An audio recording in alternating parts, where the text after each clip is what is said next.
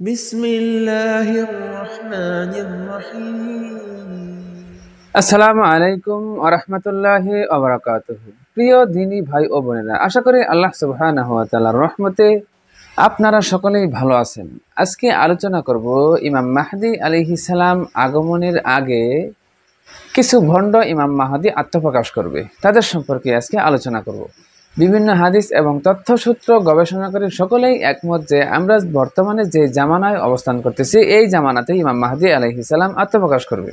তবে তার আগমনের সবথেকে বড় আলামত হচ্ছে তার আগে কিছু ভণ্ড ইমাম মাহদী আত্মপ্রকাশ করবে। চলুন তাহলে জেনে নিই হাদিসের মধ্যে এ সম্পর্কে কি বলা হয়েছে। মুসলিম শরীফ হাদিস নং 4560, সেখানে হাদিসের শেষ অংশে বলা হয়েছে, আমি আরো বলতে শুনেছি যে কিয়ামতের প্রাককালে মানে কিয়ামত আগমনের আগে কিছু মিথ্যাবাদী আবির্ভাব হবে, তোমরা তাদের ব্যাপারে সতর্ক থেকো। তাছাড়া আরেকটা হাদিসের মধ্যে বর্ণিত হয়েছে, হযরত আবু হুরায়রা রাদিয়াল্লাহু তাআলা আনহু থেকে বর্ণিত, তিনি বলেন রাসূল করিম সাল্লাল্লাহু আলাইহি ওয়াসাল্লাম বলেছেন, প্রায় 30 জন ডাহা মিথ্যাবাদী প্রতারকের আবির্ভাবের আগে কিয়ামত সংঘটিত হবে না। তাদের সকলেই দাবি করবে যে সে আল্লাহ তাআলার পক্ষ থেকে প্রেরিত একজন রাসূল। সুনানে আবু দাউদ হাদিস নং 4252। তাছাড়া আরো একটি হাদিসে বর্ণিত হয়েছে, হযরত জাবির ইবনে সামরা রাদিয়াল্লাহু তাআলা আনহু থেকে বর্ণিত, তিনি বলেন রাসূল করিম সাল্লাল্লাহু আলাইহি ওয়াসাল্লাম বলেছেন, কিয়ামতের আগে বহু মিথ্যাবাদীর আগমন ঘটবে, তোমরা তাদের ব্যাপারে সতর্ক থেকো। তাছাড়া আরেকটি হাদিসে বর্ণিত হয়েছে, হযরত তাবির রাহমাতুল্লাহি আলাইহি থেকে বর্ণিত, তিনি বলেন অচিরেই একজন আশ্রয় প্রার্থী মক্কায় আশ্রয় প্রার্থনা করবে, কিন্তু তাকে হত্যা করে দেওয়া হবে। অতঃপর মানুষ এক বুরহার সময় অবস্থান করবে, তারপর আরেকজন আশ্রয় প্রার্থী আশ্রয় চাইবে। যদি তুমি তাকে পাও তাহলে তার উপর আক্রমণ করো না, কেননা সে ধসনেওয়ালা সৈন্য দলের একজন সৈন্য, অর্থাৎ যারাই তাকে আক্রমণ করতে যাবে তারাই মাটির নিচে ধসে যাবে। এই হাদিসটিতে প্রথম অংশে যেটা বলা হয়েছে যে অচিরেই একজন আশ্রয় প্রার্থী আশ্রয় চাইবে, ঘটনাটা ঘটে গেছে, যেটা 1979 সালে ঘটনাটা ঘটে গেছে। সেটা হচ্ছে মোহাম্মদ ইবনে আবদুল্লাহ কাহতানির ঘটনা। তিনি সেই সময় নিজেকে ইমাম মাহদী দাবি করে কাবাগরকে অবরোধ করে ফেলেন। অতঃপর সৌদি বাহিনী দীর্ঘ 15 দিন প্রচেষ্টা করার পর তাকে আটক করে এবং তাকে হত্যা করে দেয়। এখন হাদিসের মধ্যে এক বুরহার সময় অতিক্রান্ত হওয়ার কথা বলা হয়েছে, আর এক বুরহার সময় হচ্ছে 40 বছর। তাহলে 1979 সালের পর থেকে 40 বছর পর ইমাম মাহদী আলাইহিস সালাম আগমন করার কথা, যিনি আসল ইমাম মাহদী হবেন। অতএব এই হাদিস দ্বারা বোঝা যায় যে 40 বছর পর, 1979 সালের পর 40 বছর অতিক্রান্ত হওয়ার পর আসল ইমাম মাহদী আবির্ভাব হবে। তো বাকিটা আল্লাহু আলাম। তাহলে এই হাদিসগুলো দ্বারা বোঝা যায় ইমাম মাহদী আলাইহিস সালাম আগমনের আগে কিছু ভণ্ড ইমাম মাহদী আত্মপ্রকাশ করবেন, নিজেকে মাহদী দাবি করবেন। আর ইতিমধ্যেই যারা ইমাম মাহদী দাবি করে ফেলেছেন তাদের কিছু আমি এখন উল্লেখ করব। প্রথমে যেটা উল্লেখ করব সেটা হচ্ছে মোহাম্মদ আরমান খান। প্রথমে যেটা উল্লেখ করব সেটা হচ্ছে মুস্তাক মোহাম্মদ আরমান খান। এই লোকটি বাংলাদেশী। 2016-17 সাল থেকে সে নিজেকে ইমাম মাহদী বলে প্রচার করে যাচ্ছেন। আর এরপর তিনি 1920 সালে ইমাম মাহদী আত্মপ্রকাশ করবেন বলে সৌদি আরবে গিয়ে তিনি প্রচার করতে থাকেন। শুধু তাই নয়, সে তার সাথে আরেকজন লোককে ইমাম মানসুর হিসেবে আত্মপ্রকাশ করিয়েছেন।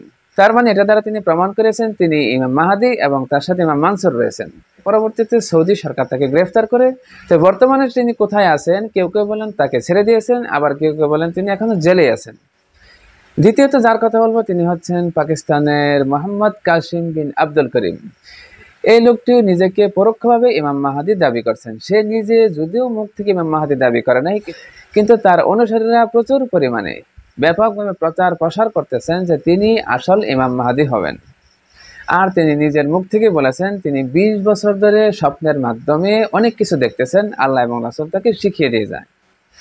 অথচ তার মুখের দিকে তাকালে দেখা যায় যে সুন্নত থেকে তিনি অনেক দূরে।